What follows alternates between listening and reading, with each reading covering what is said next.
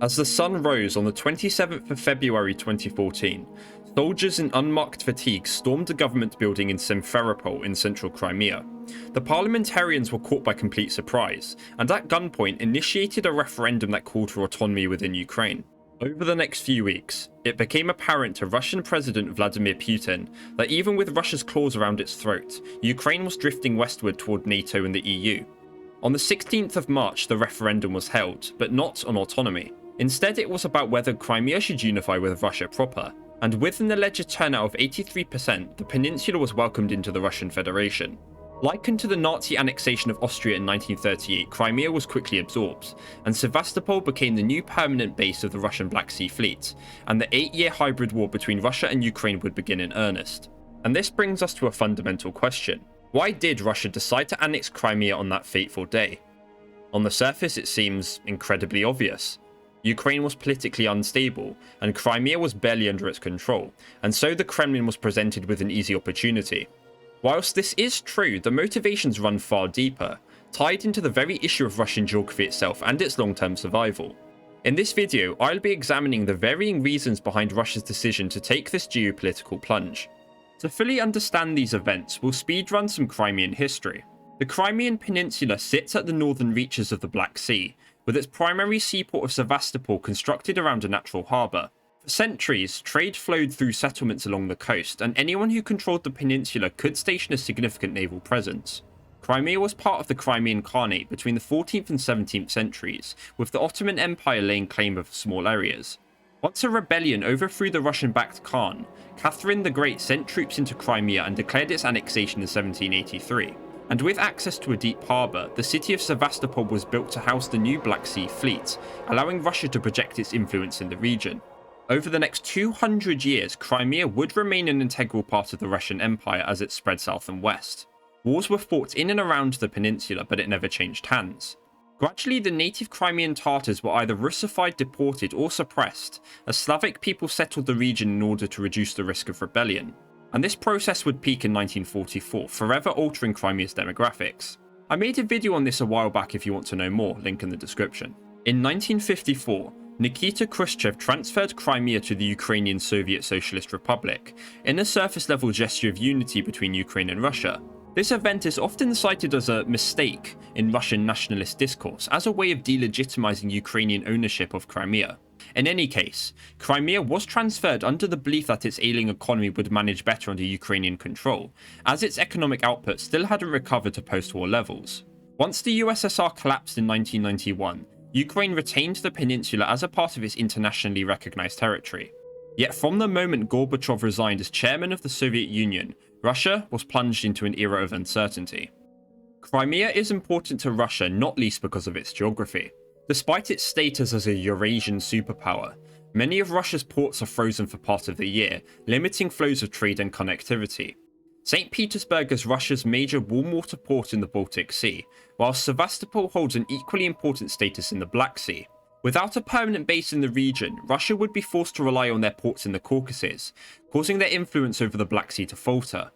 And the rise of Romania and Turkey would further threaten Russia's naval projection, turning the Black Sea into a NATO lake, a fear that has now become reality in the Baltic with the entry of Sweden and Finland into the alliance. Beyond the projection of power, the Black Sea represents an economic lifeline for Russia, providing it a more direct route to the Mediterranean, Middle East and North Africa. In July of 2022, almost 1/3 of all crude oil exports came from Novorossiysk. Were a conflict to completely sever Russian control over its waterways, the economic damage would be immediate. Factor in the rising presence of NATO encroachment, and the necessity to hold Crimea shifts from one of trade to, in Russian eyes, a matter of national survival. Therefore, a seemingly obvious impetus for Russia's Crimean venture lies in NATO expansionism, and the fear of declining influence. Putin's claim that NATO reneged on its promise made in 1990 not to expand is by now a political cliché within the Kremlin's narrative. And that brings us to the geostrategic significance of Ukraine itself. Once Yanukovych was overthrown in 2014, Russia believed the noose was tightening around its neck, and soon they'd lose any chance to preserve their status as a great power. Speculation surrounds whether Putin targeted Crimea based on fears of Ukraine joining NATO, or because it feared the end of its lease in Sevastopol.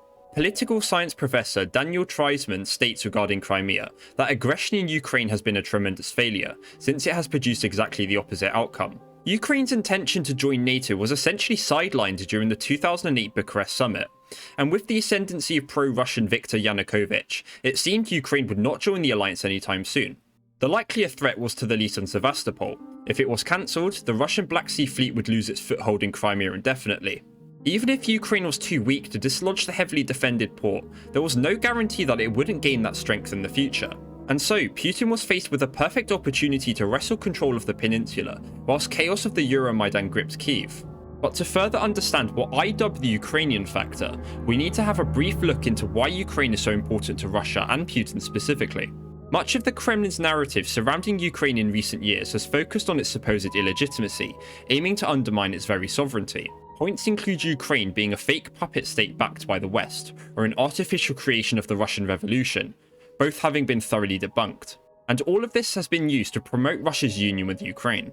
To the point, Ukraine matters to Russia above all because of, you guessed it, geography. Most of European Russia lies within what is known as the Great European Plain, which is a long stretch of flat grassland spanning the Netherlands through to the Ural Mountains.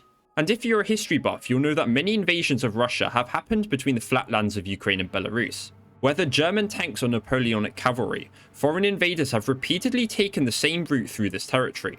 So what does this have to do with Crimea? Well, by detaching a piece of territory from Ukraine, Russia sent a warning that any attempt to break free of its orbit would be met with harsh reprisal. If it joined NATO, then in Russian eyes, a dagger would forever point itself at the heart of the motherland, open for any enemy to invade. Beyond the scope of geopolitics, however, Crimea has always sat firmly within Putin's self-proclaimed destiny of reunifying historical Russian lands.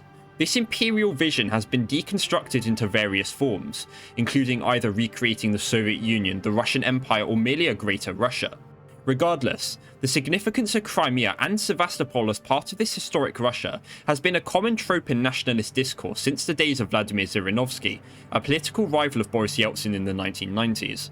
In March 2024, the Russian State Duma put forth a draft law declaring that Nikita Khrushchev's transfer of Crimea in 1954 was illegitimate.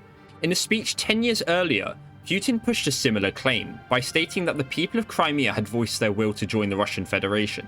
One of Putin's personal projects in the late 2000s had been that of Novorossiya, or New Russia. This name harkened back to the name ascribed to the same region by Catherine the Great in the 18th century, and comprised southern and eastern Ukraine. Crimea held a pivotal role in this imaginary state, providing a southern core of Russian control that would allow for further penetration into Ukrainian oblasts. With unrest in the Donbass and a foothold in Crimea, Russia attempted to impose a federal system on Ukraine. This would allow for individual oblasts to secede and unify with Russia. Though it would fail, Crimea at the time was the first, and perhaps the most important piece in the Novorossiyan Jenga tower. Whilst it is now apparent that Russia had many motivations for annexing Crimea, we need to examine whether such a move was premeditated or spontaneous. When Yanukovych fled Kyiv following the victory of the Euromaidan protesters, the Kremlin acted, and by the 27th of February, Russian soldiers had already moved into the peninsula. The Crimean parliament was strong-armed into appointing Sergei Aksinov, a pro-Russian businessman, as prime minister, and a new referendum was put forward. As we established before, this was initially geared towards autonomy within Ukraine, but the referendum was repeatedly delayed and rescheduled until it was changed to a question of reunification. If seizing Crimea had been Putin's modus operandi, then it becomes strange that there was so much deliberation over what actions to take. Treisman once again states that Russia now faced a difficult choice. It could either defend Crimea as an independent entity with force and risk provoking the West, or damage relations anyway by simply annexing it outright. Serhiy Plokhy mirrors this by explaining that Russia adjusted its plan based on developments in Ukraine itself. For example, if the Crimean population welcomed the intervention like Russia expected, then it would push ahead. But if a pro-Russian government came to power in Ukraine, Russia would have no need to escalate the situation. Yet with the benefit of hindsight, we now know that the latter would never occur. So therefore, Russia incorporated Crimea into itself. It had always intended on doing so, but never had a set itinerary for it. And when presented with the opportunity, Russia would act pragmatically. So in short, why did Russia annex Crimea? The peninsula's geopolitical significance was twofold. It ensured Russian dominance over the Black Sea and deprived NATO from encroaching further into Russia's backyard. Not only that, But Crimea occupied a central cornerstone of Putin's imperial ambition, a foothold for future ventures into Ukraine proper. Crimea therefore sat at the junction of all of these elements, to counter NATO, keep Ukraine in its orbit and ensure economic vitality within its Black Sea trade network. With the 10th anniversary of Russia's control over the peninsula, Crimea's importance remains the same. Should Russia lose the peninsula, it would face irreversible damage to its prestige and set the country on the path to oblivion. For both Russia and Ukraine, Crimea is where it started, and likely where it will end. This was a very long video, so thank you for watching if you made it this far. University has been tough the last couple of months, so it's been hard to make any videos, which is why I'm intending on mixing it up a bit. So I'm going to intend on releasing a long form video like this one every month, alongside 2 shorter videos between 1 and 5 minutes. That way I have a manageable workload and you guys don't just have random periods of radio silence from me for months on end. Once again, thank you for watching, and if you enjoyed them, please drop a like and leave a comment. As always, this has been Euromaidan, and I'll see you in the next one.